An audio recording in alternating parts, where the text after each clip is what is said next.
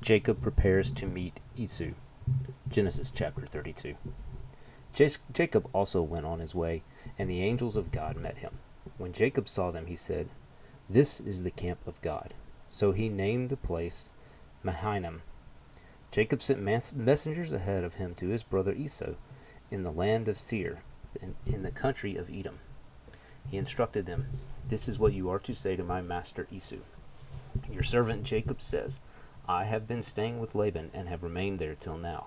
I have cattle and donkeys, sheep and goats, men servants and maid servants. Now I am sending this message to my lord, that I may find favor in your eyes." When the messengers returned to Jacob, they said, "We went to your brother Esau, and now he is coming to meet you, and 400 men are with him."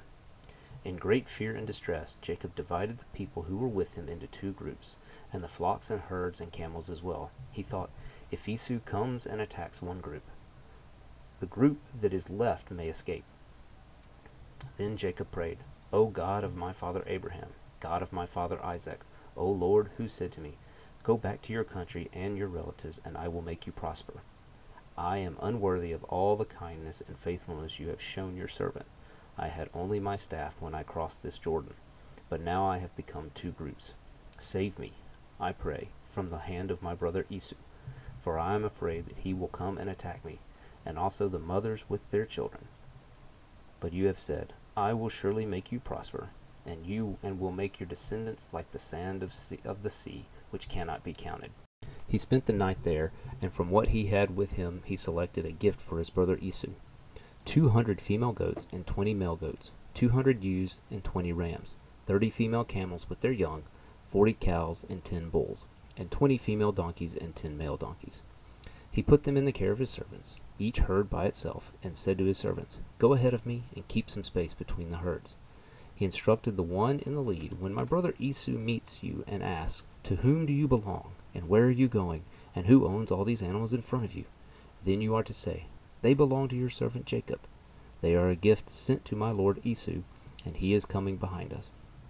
He also instructed the second and third and all the others who followed the herds, "You are to say the same thing to Esau when you meet him. And be sure to say, 'Your servant Jacob is coming behind us.'" For he thought, "I will pacify him with these gifts I am sending on ahead. Later, when I see him, perhaps he will receive me." So Jacob's gifts went ahead of him, but he himself spent the night in the camp.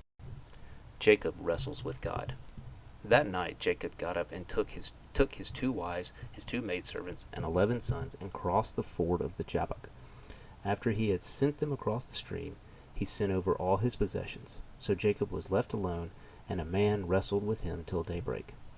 When the man saw that he could not overpower him, he touched the socket of Jacob's hip, so that his hip was wrenched as he wrestled with the man. Then the man said, "Let me go, for it is daybreak." But Jacob replied, "I will not let you go unless you bless me." The man asked him, "What is your name?"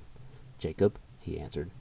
Then the man said, "Your name will no longer be Jacob, but Israel, because you have struggled with God and men and have overcome." Jacob said, "Please tell me your name." But he replied, "Why do you ask my name?" Then he blessed him there. So Jacob called the place Peniel, saying, "It is because I saw God face to face, and yet my life was spared." The sun rose above him as he passed Peniel, and he was limping because of his hip. Therefore, to this day, the Israelites do not eat the tendon attached to the socket of the hip, because the socket of Jacob's hip was touched near the tendon.